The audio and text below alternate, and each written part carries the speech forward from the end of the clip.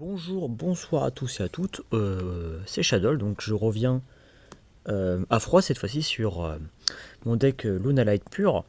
Je vais vous présenter des combos assez simples, dont un qui permet de jouer autour de Droll, ce qui est très pratique, mais avant ça je me suis dit que je vais aussi vous présenter quelques cartes que je n'avais pas mises dans ma DM, qui peut vous servir, ou si vous n'avez pas celles que j'ai dans ma propre decklist, vous pouvez les rajouter pour avoir une liste qui fait quand même des choses. Donc hop, on va commencer par les cartes que je n'ai pas mises. Je vais vous expliquer pourquoi elles sont quand même bien. Donc un entrap. Pour le side, il y a Hurluberlu et Oiseau du Voyage, ou Droll and Logbird en anglais. C'est la carte qui, en ce moment, vu qu'on est entre deux méta, c'est-à-dire que la méta précédente, il y avait beaucoup de decks qui ne jouaient pas contre cette carte. Ils avaient beaucoup de mal à tourner sur le fait d'avoir qu'une seule ajout du deck à la main et après ne plus rien avoir. Et le prochain format qui passe complètement à travers, cette carte-là n'en fait rien, mais pour autant les avoir en side, je pense d'ailleurs que pour mon YCS, je vais les mettre dedans. D'ailleurs YCS que je vais vlogger, donc voilà, je vais vous partager mes aventures à ce grand tournoi, à ce grand événement. Mais donc ça c'est pour en termes de staple, il y a aussi Ghost Bell, Ghost Ogre et Veiler, donc oiseau... ah, pas oiseau, ce n'est pas un oiseau. Isonis d'effet. Donc voilà, c'est des end-traps que vous pouvez changer, mettre à votre guise si vous préférez être plus serein. Et si vous n'avez pas une pulse, vous pouvez les enlever pour ajouter 3 exemplaires de chaque carte que j'ai précédemment annoncée. Donc en cartes qui vont dans le deck, nous avons l'Engine avec la trappe Lunalight. Donc qu'est-ce qu'elle dit concrètement? La trappe Lunalight, elle a un effet sur le terrain qui ne nous intéresse pas grandement. Son effet est plutôt dans le cimetière de la bannière en cost pour envoyer par effet de carte, donc à la résolution, c'est très important, afin de invoquer spécialement un name Lunal du deck.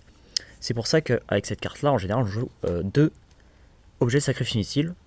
C'est comme sacrifice inutile, sauf qu'au lieu d'envoyer un monstre, on va envoyer une magie piège comme dans un sérénade.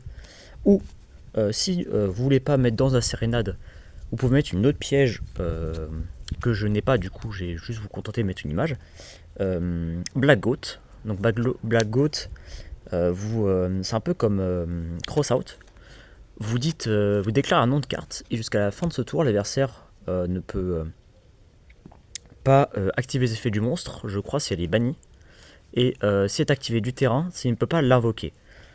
Normalement c'est ça, mais après si vous avez des corrections à me faire, n'hésitez pas, je suis ouvert à toute correction évidemment. Pour les cartes d'extra deck, parce que comme je l'ai dit, ma DL comportait plus de name Lunalight en fusion que la normale, donc j'ai dû passer outre des cartes comme Dougares, l'intemporel. Donc on va voir de même dans la combo que je peux vous présenter, je vais faire avec Dougares car c'est une carte qui est le plus souvent là.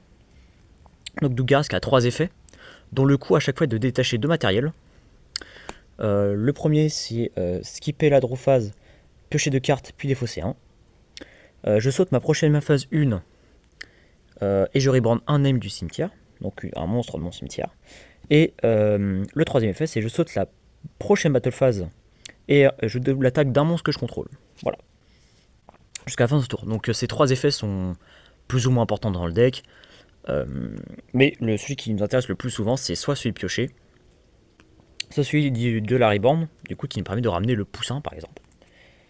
Les deux autres cartes, personnellement, Maxigen Proxy F, donc cette carte-ci, j'ai hésité à la jouer, même si, au final, comme vous avez pu peut-être voir dans ma DL, je ne la jouais pas, car il me permet autour de passer outre Lancea, donc la carte que je vous ai dit qui pouvait counter le deck en empêchant de bannir du cimetière.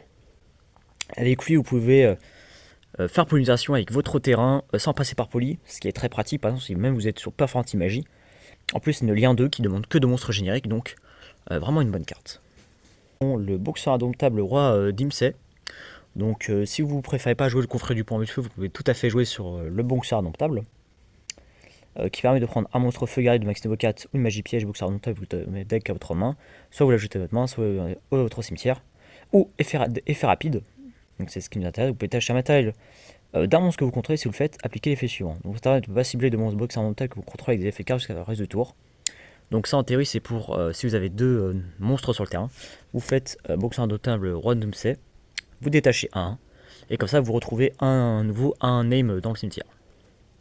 Donc ça, c'était pour la partie carte que vous pouvez ajouter, qui n'était pas présent dans ma DL. Maintenant, je vais vous présenter d'abord le combo qui permet de jouer autour de Droll, car je trouve que c'est le plus important. Au cas où, on ne sait jamais, il vous arrive d'affronter Droll. Donc, on se retrouve pour ça. Alors, maintenant, nous allons voir la combo pour passer autour de Droll et Logbird, donc cette carte-ci. Pour cela, dans cette combo, nous allons jouer avec une decklist plutôt classique. Donc, dans une decklist, vous avez Dougares et comme normal summon, Goldeo, car c'est le plus probable que vous ayez en main. Donc, vous invoquez tout d'abord Goldeo en main phase 1, comme ceci. Vous faites donc son effet invocation afin de pouvoir ajouter un name Lunalight. Donc, vous ajoutez Silverhide. Et toujours en continuité de l'effet, vous allez défausser Silverhide. Résolution. Vous allez activer en effet 1 Silverhide pour spell du deck et être bloqué en Lunalight. Votre adversaire va donc faire en Chain 2 Hurleberlu et Oiseau du Rouillage. Donc, comme les Chains se résoudent à l'envers, d'abord Hurleberlu va se résoudre, puis vous pouvez avoir votre effet de spell du deck. Vous choisissez donc d'invoquer le poussin Kalido, puis votre deck sur le terrain. Maintenant, à partir de là, vous ne pouvez plus, ni vous, ni votre adversaire, pouvoir ajouter de cartes depuis votre deck à votre main. Mais cela n'est pas grave, car même si la condition, au final, même sous Droll, c'est d'invoquer l'Igre Danseur, vous allez pouvoir le faire en remontant des cartes du cimetière à votre main, ou de votre terrain à votre main. Pour cela, vous allez faire tout d'abord l'effet lent de poussin une première fois, car c'est une fois par copie, d'envoyer du deck ou de l'extra deck au cimetière. Donc vous enlevez de votre deck le loup de clair de lune, puis faire l'effet Goldeo, qui est donc son deuxième effet, de rajouter le loup à votre main.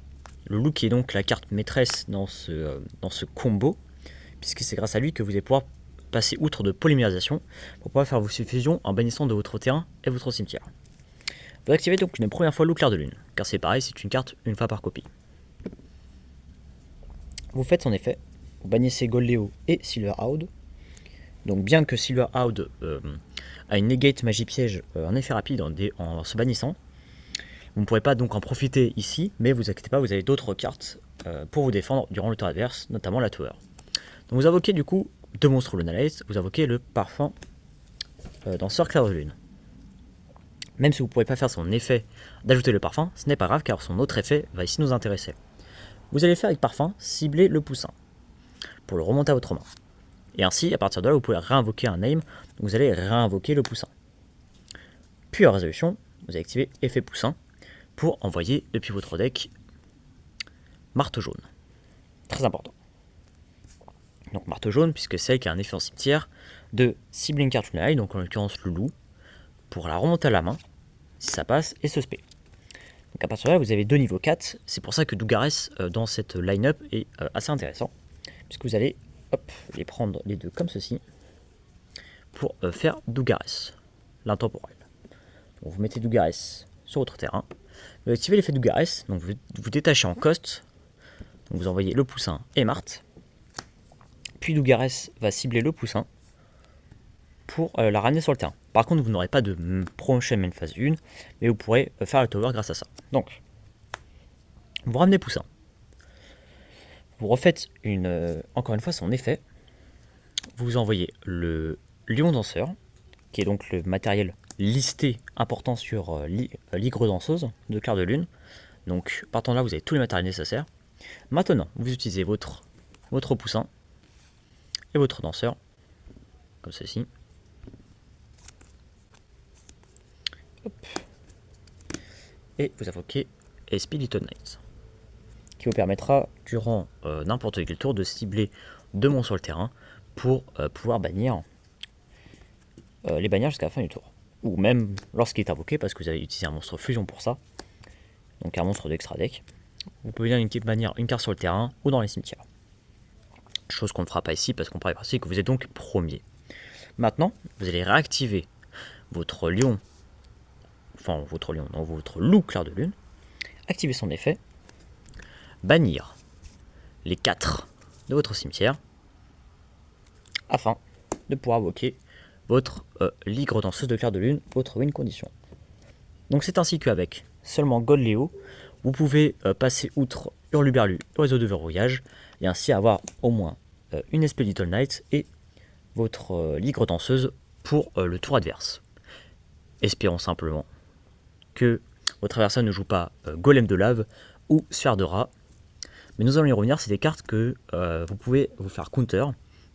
Et donc nous allons voir un peu plus tard quelles sont les cartes que vous pouvez jouer pour contrer vos counters.